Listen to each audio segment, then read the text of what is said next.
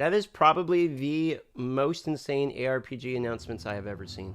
We've really innovated with the content in this league, and I'm really excited to see what everyone thinks. So let's just get right into it with the trailer for Path of Exile, Settlers of Kalguur. Yes. Rayclast is a cursed land. You'd have to be mad to settle here. And yet, welcome to King's March! It's not much yet, but with your help, we can erect the greatest city Rayclast has ever seen. Pog. We'll need resources. 99 mining and confirmed? savvy planning. Oh shit, we're like, it's Farmville. We have our own Farmville. Soon we'll attract settlers. Dude, so many craftsmen. Facebook moms are gonna love this league. Fortune seekers. And of course, pirates. Hell yeah. Dude, let's go, this looks But sick. if we prevail, our ships will be heavy with gold. We hope to achieve the impossible. We hope to build a home. It's like throwing the miscellanea from OSRS.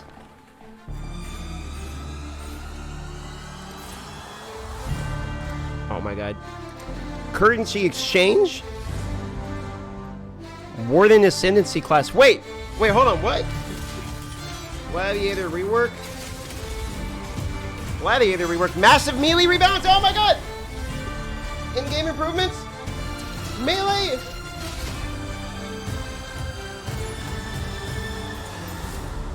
Oh, is that Gambas? Bro, this is our league. Log in. Let's go, dude. I'm so excited. In Path of Exile, Settlers of Kalguur, you will encounter some familiar faces from the Expedition League. Danig, Rog, Tujin, and Gwenin are Kalguuran people who are trying to establish trade between Rayclast and their homeland. They have recruited many curious characters from Rayclast, including some you may recognize, but are also seeking help of a powerful exile, like yourself.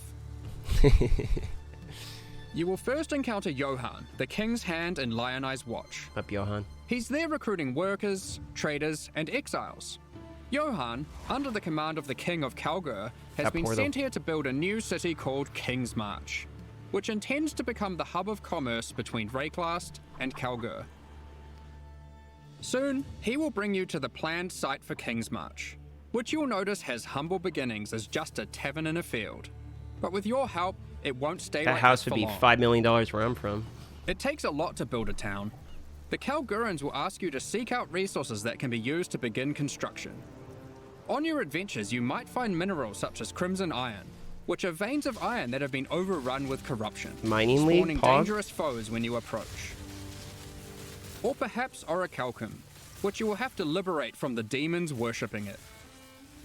Petrified amber attracts mindless, blighted enemies, 99 woodcutting? while bismuth has a strong affinity to the elements and causes the area to become unstable. Dude, so cool. Kitty, now. If you're lucky, you might find vericium, a material as valuable as it is dangerous, and guarded by very powerful foes. Rune ore, Pog? Once you defeat these monsters, the deposit will automatically be tagged for mining. But first, we need to get someone to do the hard labor. This is of course a trade expedition and nothing is free. Miners, along with other workers that the Kalguurans have hired, must be paid in cold hard gold, which you'll notice is now dropping throughout Rayclast. Wait.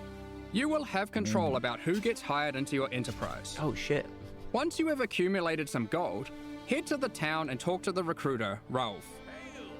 He's been busy tracking down hardy folk across Rayclast who are looking for work.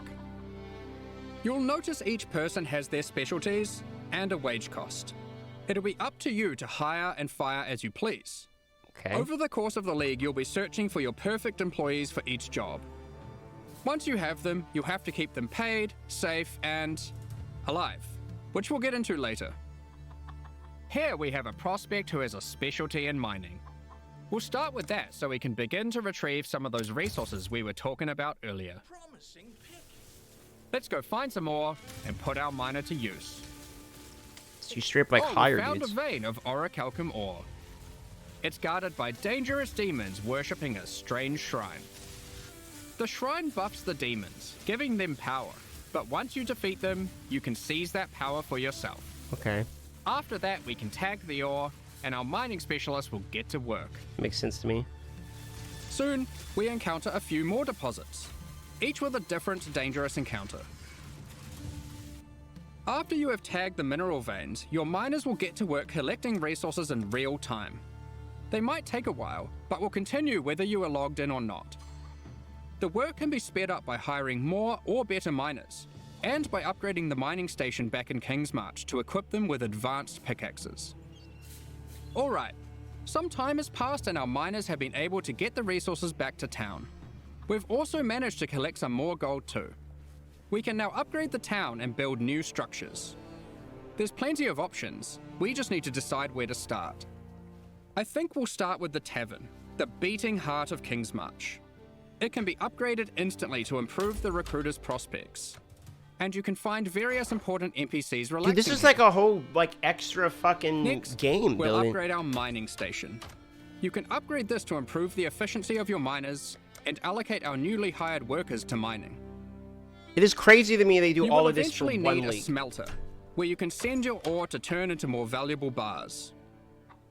Then we have the Disenchanter, where you can bring your magic, rare, or unique items to be added to a queue to be disenchanted over time.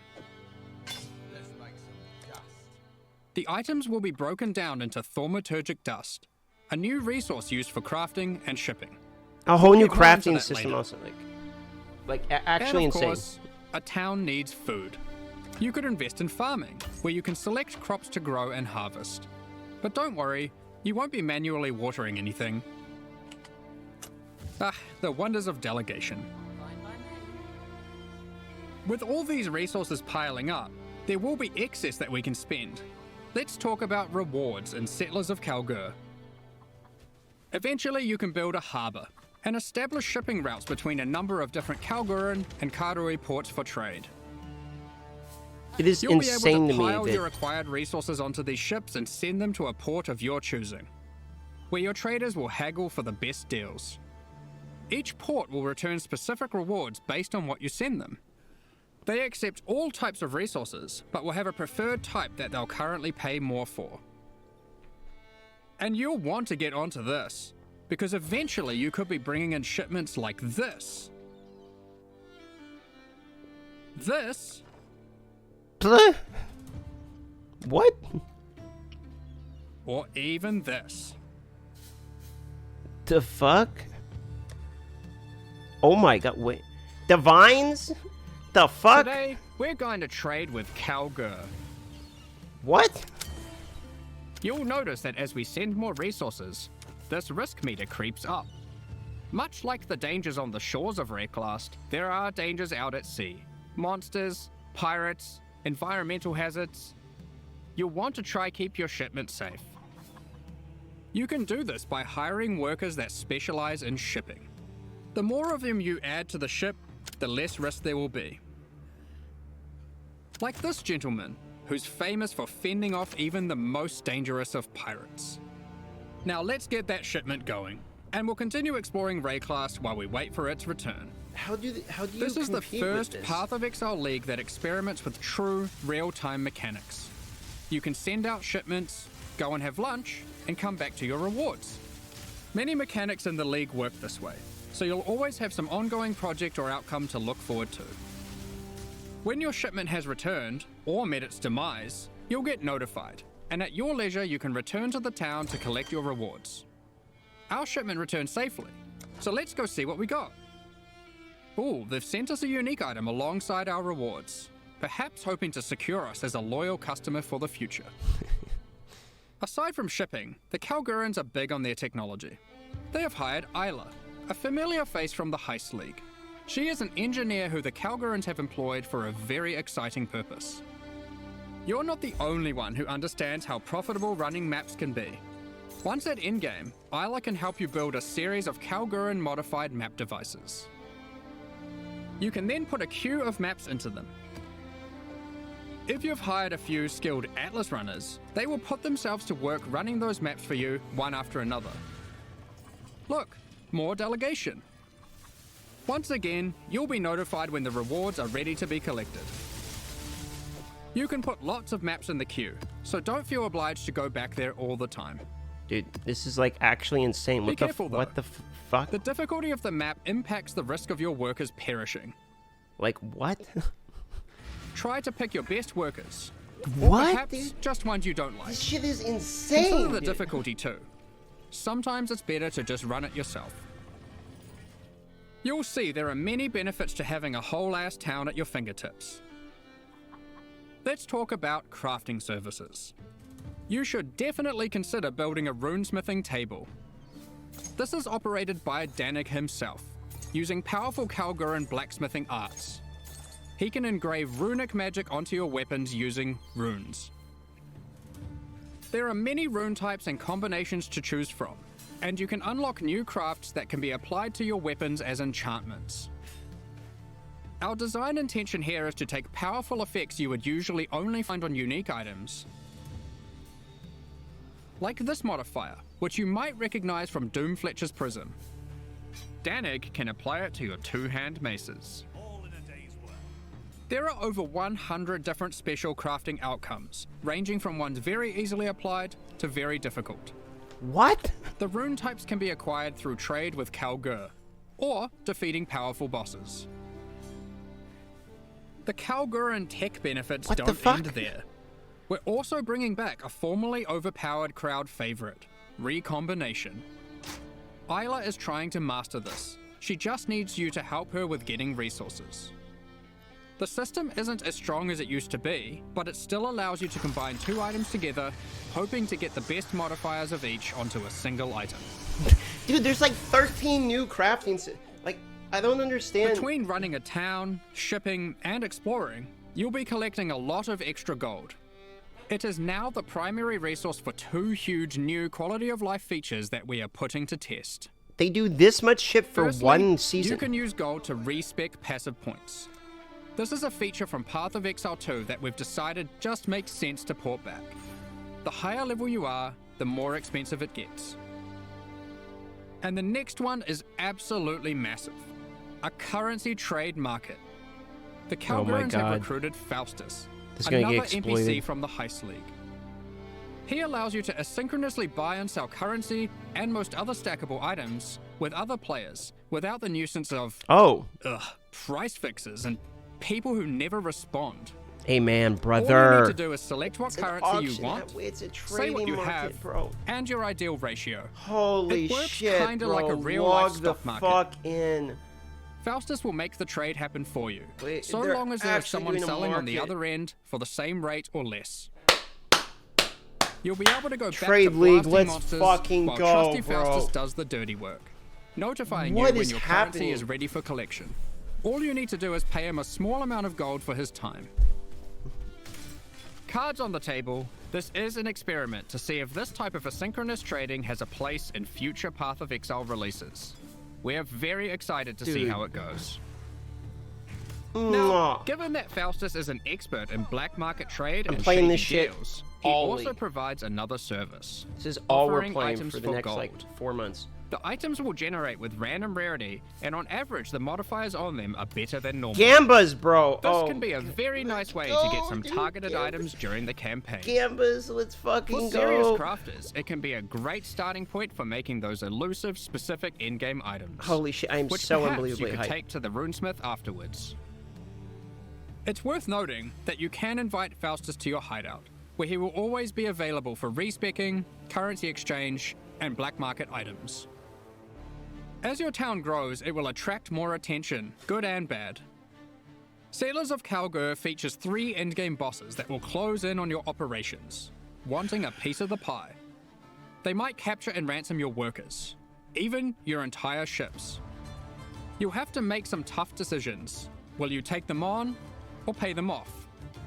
One example of a boss is Sasan, the Bandit Lord. You won't stumble across this boss by accident. Instead, this unsavory character can come into your town at night and take your Atlas runners hostage, holding them for ransom. What happens next is up to you. Perhaps you'll refuse to negotiate with bandits, leading to a fight to defeat Sasan and rescue your workers. If you're not up for the heroics, you might simply pay the ransom in gold. Or perhaps these workers were especially disappointing, and you'll just leave them for dead in true Ray class fashion. They knew what they were signing up for, right? Of course, the heroics might be worth it for other reasons. These bosses can drop new unique items. In sum, Settlers of Kalguur is a very experimental league with new mechanics that will completely change how you play the core game. We've been sitting on a lot of these ideas for a while and can't wait to share them with you. But there's a lot more to this expansion. Let's talk about balance. Well, we've finally rebalanced the Gladiator. It's been a long time. Glad boys! Like before, there are passive skills that allow you to invest in bleeding and block. We've designed new skills replacing some of the old ones. Like this, War of Attrition, which is very handy for long sustained boss fights. Further alongside the Gladiator theme, this new passive allows you to combine different weapon types while dual wielding to get a variety of powerful bonuses. Okay. For example, holding a dagger will give you more critical strike chance, Oh shit. while holding a mace gives you more area of effect. Huh. Of course, you could just use Varanastra for all weapon type bonuses. And finally, we have a new notable which allows you to invest in the newly added Retaliation skills. These are active skills which require you to meet a certain condition in order to use them. Once you meet that condition, you can unleash devastation on your foes. Here we have Eviscerate, which requires you to have a shield. Yo, shield crush log in! For those who like to dual wield, Sword Storm, which is great for obliterating bosses. Here we have the Divine Retribution skill. This one has the condition requiring you to block. You can then unleash a devastating spell, causing lightning bolts to strike the ground in an X shape around your target location, doing huge amounts of damage. Dude! And of course, in true Path of Exile fashion, there are many avenues to invest in these mechanics further on the passive tree and a new support gem. You are able to increase the leeway duration after meeting the condition, reduce the cooldowns, or just increase their damage. Holy the world's shit. your oyster. Bro, you gotta be kidding me. The Gladiator wasn't the only Ascendancy class we've changed. As we develop Path of Exile systems, we often find ourselves reusing mechanics, increasing their depth, and allowing more avenues to invest into them. As such, the Raider Ascendancy class found itself lacking, with many of its passives commonly available elsewhere. We want our Ascendancy classes to always feel like they're pushing the boundaries, allowing you to change your character in ways that are meaningful and ideally unique.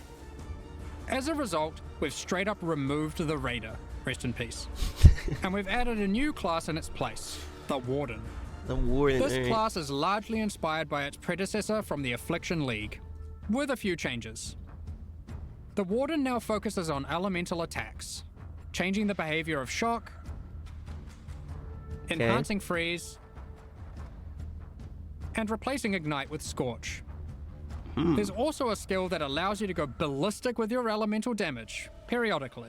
Avatar. The class also grants Barkskin, which is a skill that can be used to mitigate physical damage from hits. After taking a number of hits, it increases your evasion, making it a great defensive choice. Finally, the last thing the Warden can specialize in is Tinctures. Oh shit, These are an Tinctures alternative back to on the menu, flasks boys. from the Affliction League. We're bringing them back with adjusted mechanics. Additional tincture. Okay. Tinctures can be placed in your belt, Viper Strike and replacing Mamba. flasks. Maybe. You can inherently only have one tincture active at a time, and it requires a melee weapon to use. While activated, they grant a powerful buff. They can drop as magic items, or be modified with currency to grant extra bonuses. Oh shit, penetrating enemy elemental? Okay. Here is a prismatic tincture. This one increases elemental damage by 100% while active. You'll notice it has two extra Dude, this effects. is crazy One is awesome. that it applies mana burn every second. Mana Burn is a debuff that builds up while Tinctures are active that causes you to lose mana, losing more mana for each stack. Tinctures also have a cooldown, so once you have disabled one, no other tincture can be enabled for a time. These changes make tincture use a more active and interesting choice than it was in Affliction. Both Mana Burn and the cooldown can be modified through modifiers on the tinctures or on the passive skill tree. Players will want to maximize their tincture uptime for sure. Here we have a couple other tinctures. Poison tincture? The Poisonberry tincture is excellent for poison builds. There it is. The Rosethorn tincture is the choice for those wanting to deal critical strikes. Okay. You might be wondering, with the removal of the Raider, where has the Frenzy Charge investment gone? We've added a Frenzy Charge passive skill to the Deadeye, replacing the Rupture passive skill. On top of Ascendancy classes, we have revisited a number of core mechanics. This time taking pains to ensure easy access through the passive tree, skill gems, and simple items. We don't want all the powerful mechanics to be hidden behind layers of complexity. Let's just rapid fire through the key points. If you want more detail later, you can read the patch notes, which will be dropped after the livestream.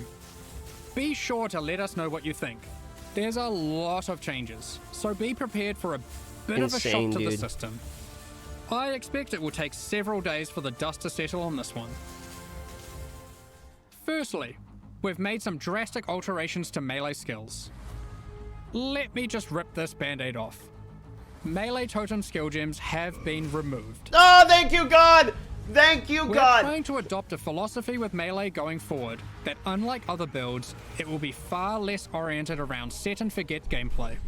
Oh, thank you. You will deal the damage yourself, and you should be rewarded for doing so. Oh, fuck yes, I love that philosophy. Oh, thank you, To compensate, we have Jesus. buffed the damage on almost every single melee skill. Oh, yes, As log the majority in. of this damage growth comes from gem levels, we have also made them cost more mana as they level, but it's nothing like the mana costs on spells. Okay, Here that are could some be kinda examples scary. of the damage and costs before and after. Heavy Strike has gone from dealing 313% attack damage at gem level 20 to a massive 552% attack damage. It's also worth noting it no longer knocks enemies back. And Sweep has gone from dealing 281% Dude, let's attack fucking damage go! to now dealing Melee Giga Chads. 664% Let's attack go, damage at dude. gem level 20. Let's go! These are just two examples, but the majority of melee skills are now dealing approximately 75% more damage at level 20. Oh my God. Of course, with melee comes close proximity combat, so you need some good defensive Holy options. shit. New base types with higher defensive values will now drop throughout the endgame. As you reach yellow, red, and purple maps, you can expect to find higher tier base types in each. Oh my God, let's go. For Dude, example, Val Regalia and Hubris Circlet are no longer the best in slot items for Energy Shield. There are new base types that surpass them. Combined with some quality changes, which we'll talk about soon, you can now get better items than ever before in these slots. This is actually To insane. compensate, we have reduced the amount of flat evasion and armor from the Grace and Determination auras. But overall, you're getting more defenses than before. This is insane. On top of this, we have buff life modifiers on magic and rare equipment. You can now get as high as 189 additional maximum life from a single modifier on body armors, and more on other slots too. Kalm's Heart has also finally been restored to its former glory and once again grants plus 1000 to maximum life. Let's go. I mentioned quality. Quality on weapons and armors is being changed to apply multiplicatively. In other words, weapons with full quality will give 20% more physical damage. This is actually insane. And armor with full quality will have 20% more local defenses. For melee, this will mean a damage increase for almost all builds using physical damage attacks. And it will mean more evasion, armor, energy shield, Dude, and my ward for Juggernaut all build's gonna be builds. so much better. Endurance charges no longer grant elemental resistances, but instead grant additional elemental damage reduction, making it multiplicative with resistances. Wait. Holy You shit. can now get 4% per charge, What? alongside the existing 4% physical damage reduction. To compensate, we have made some changes to the Juggernaut, and various unique items like Eternal Damnation. Oh. You can get more maximum resistances from the tree, specifically around the Marauder Oh. class start. These, of course, can stack with the new elemental mitigation from endurance charges. Holy shit, dude. On top of this, duels can now roll maximum elemental resistances as modifiers. This is so good for me. Since we're making elemental mitigation more accessible, Yes, we've heavily reduced accessibility to physical damage taken as chaos or elemental damage. Those stats are still around, but you should not expect to be getting full conversion anymore. All block passives have been buffed, so you can now more easily achieve block cap from just the passive tree. The Keystone Versatile Combatant has been improved to have less of a penalty to maximum block. A number of Life Leech passives have been buffed to generally allow for more acquisition of maximum leech rate for life. This is Val Pack has absolutely been nuts. reinstated to its former glory for instant Life Leech. Oh but shit, isn't only that for insane? melee. Isn't that insane though? We've reworked Flesh and Stone. Previously, this buff skill granted Maim and Blind, depending on the stance of our character. Now, while in Sand stance, the skill simply provides damage mitigation, becoming more effective the closer you are to enemies. While in Blood stance, enemies will take more physical damage the closer you are to them.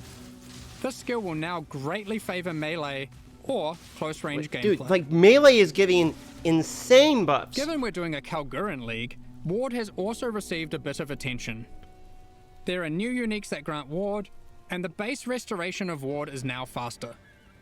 To compensate, Olroth's Resolve has been nerfed, but Ward loop builds will still be possible.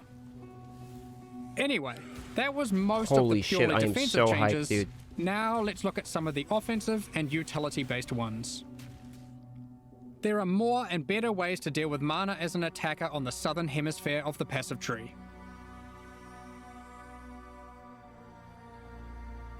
Oh, reservation efficiency there? Oh Wands, shit, that's huge. daggers, That's a scepters, great claws, location for and that. staves now have higher critical strike chance values than ever.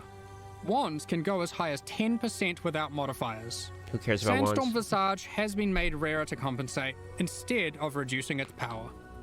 For you wand attackers, wands now have higher attack speed than ever to compensate for their low damage. Wand exclusive skills such as Power Siphon, Kinetic Bolt, and Kinetic Blast now have faster attack times. Impale passives have been revised and in general buffed. Dude, they're rapid firing shit for us, and we're 28 minutes in, and they're still The rapid buffs firing granted by change. War cries are now simpler, but more significant, and more universal to builds. They also now apply to allies by default. Banners have been reworked. Instead of having a reservation cost, they are now free. However, they don't grant a permanent buff. Banners now need to be placed for the effect to be active. I don't understand how any However, other game can once compete with placed, this. Like, they I are just far don't more get powerful than before. Like, how much Additionally, shit are there they are adding? new ways to prolong the effects and more ways to invest in them than ever before. Rage has been made more fundamental here we go. and discoverable. Fuck Rage yeah. is now multiplicative attack damage, What? but no longer inherently grants attack speed or movement speed. Oh, that's a bummer. It has a new cap, and you can find many new passive clusters that allow you to invest into the mechanic. The goal is to make Rage more powerful as a baseline, and less gated behind the use of specific unique items and ascendancy classes. I mean, Berserk more has is been insane, nerfed, just so you're aware. We have changed how bleed works too. You can now find aggravated bleed on the passive tree. Okay. When applied, all bleeds on the enemy will deal damage as if the enemy is moving for the remainder of their duration.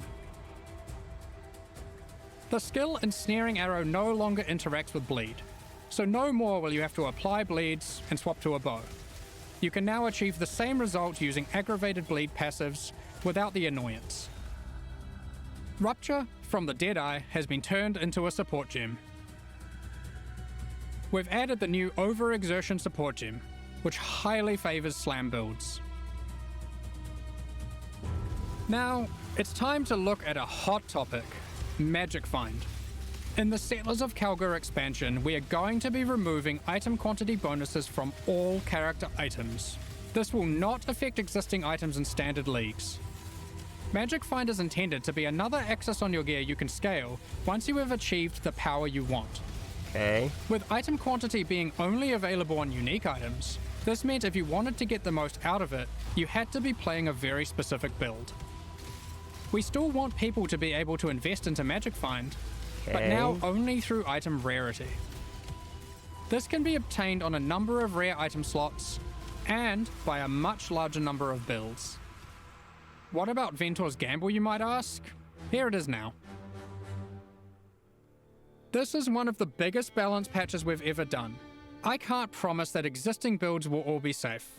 Even we aren't able to predict all the outcomes here, nor have we even gone into every single change, just the major ones. I don't know, man. Balance is hard. But the sheer number of new, viable options is exciting, especially for Melee. And we're determined to drag the game in a better direction. Be sure to read the patch notes after this, it's going to be a ruckus. In 3.24, we overhauled the in-game experience by introducing a new tier of maps and reworking scarabs. We want to continue to improve these systems and introduce more exciting in-game content every league. 3.25 is no exception. Let's check out the myriad of changes coming in Settlers of Kalguur. First up, we are changing many We're still scarabs. going with content. We won't go into too much detail here to avoid getting lost in the weeds, but here's a few new ones. Be sure to check out the patch notes after this for more detail. Oh god. We've also added an additional map device slot, which will be unlocked upon completing your first 10-way Maven encounter. This simply allows for more combinations of scarabs and maps, resulting in more difficulty and more rewards. This is on top of the existing additional slot that can be unlocked by completing your first Tier 17 map. There are now 6 map device slots in total. You might have seen our teaser, where we revealed we'll be adding new special encounters to the endgame. One such encounter is the Nameless Seer, lurking in Tier 16 and 17 maps. This NPC will give you a selection of unique items, and you can pick one for free. Seer's still in, love that. In Tier 16 maps, he now has an additional feature, where you can scry a map. This allows you to swap the divination card drops of the current map with another map on your atlas. Just one caveat, you cannot have the same map be in multiple swaps at the same time. If you want to undo your choice, you can use a scouring orb on either map on your atlas. We've also made some updates to a couple of leagues. Blight has been updated with some Atlas passive skill changes, and double anointed amulets can now drop in Blight Ravaged maps. I didn't get to read the Blight passives. We've also introduced a new type of oil that can only drop from Blighted and Blight Ravaged maps. Dude, please be a Blight League. Ritual Please be a melee Blight League. I'm gonna lose my mind. You can now find one new and many reworked base types, new unique items. What the fuck are those? Corpses you can use to raise as specters, and occasionally a fragment, granting access to the King in the Mist's boss fight from the Affliction League. He will drop a number of unique items that were familiar from the league, but not that which was taken, as it is now that which was taken away. However, he now drops a different modular jewel that you might recognize from the Necropolis League.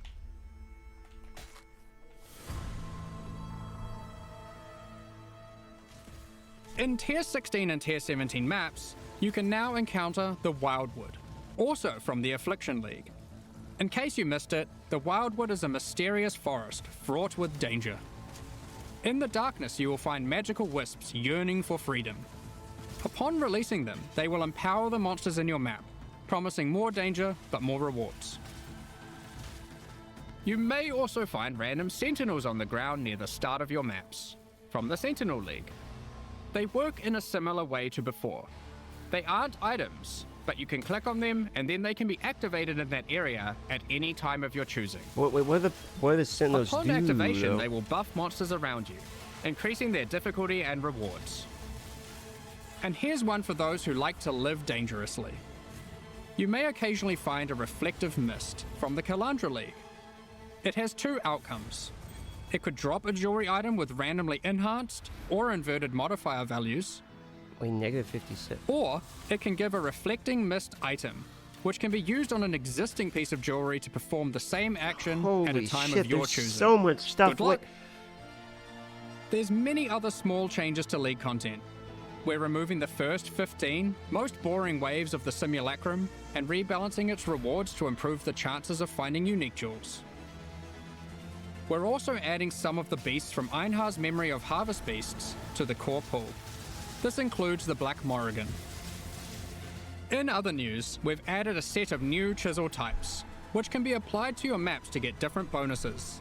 While the cartographer's chisel still increases item quantity, there are new ones that now increase rarity, pack What? size, increased chance for currency items, Holy divination shit, cards, dude. and scarabs. It just keeps It's also worth going! mentioning that chisels now apply 20% quality per chisel to white maps, 10% to yellow maps, and 5% to red maps and higher.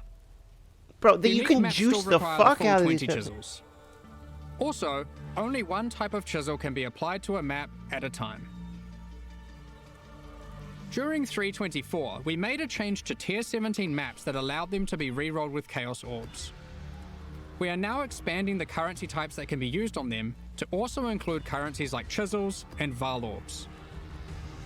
Ultimately, the only restriction Tier 17 maps now have is that explicit modifiers cannot be removed from them. We have also revised the difficulty of these maps, as they didn't quite hit the mark. The monsters in them now have substantially less life, and deal less damage, meaning Tier 17 maps now better fit into the progression between Pinnacle and Uber Pinnacle content. Lastly, we've adjusted the drop rate of Valdo's puzzle boxes. Previously, we were adapting its drop rate based on the possible outcomes selected by supporters. So many supporters really wanted No! Yo, what's going on? Whoa. Wait, what happened? No. Wait, what? in a league. We've been hard at work improving the Path of Exile experience on consoles. With native ports for the Xbox Series consoles already being released, and PS5 on the near horizon, the game now takes full advantage of the console hardware. Loading times have been reduced even further, pop-in has been reduced, and textures won't start unloading in heavy Congrats scenes. to the 3 console players. Furthermore, overall visual fidelity has been improved for all new generation consoles. Path of Exile now uses the highest available resolution textures and water effects. We've installed a new upscaling algorithm that improves the crispness of dynamic resolution, with an additional anti-aliasing pass on top of that. With these upgrades, we also support variable refresh rate TVs and monitors on PlayStation 5. One guy and on somewhere all in a Xbox van consoles. is like pumping. In the options, players can now choose which aspect of visual fidelity they want to focus on: resolution, image quality, or target frame rate. In 3.24, we added some new encounters and secrets to the campaign. In Settlers of Kalguur, we're adding even more. We're not going to spoil them all here, but keep an eye out for anything unfamiliar on your adventures. Will Who do, knows sir. what you'll find? I mean, I know, but still. There's an underground bunker underneath the refinery, guarded by powerful robots. I wonder what's been hidden away here. How do I unlock this mysterious door? What riches must lay inside? Blighted growths have appeared in the gardens and sewers of Sarn. Let's go, blind login, dude. A vault containing riches can be found in the reliquary. As you might have seen in our teasers, there's a slew of quality of life features we've been working on. Here's a quick summary. You'll no longer need to interact with waypoints to unlock them. You can just walk by and they'll activate automatically.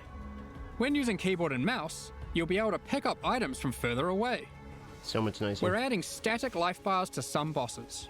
Not all bosses will have them just yet, but we'll be adding more over time.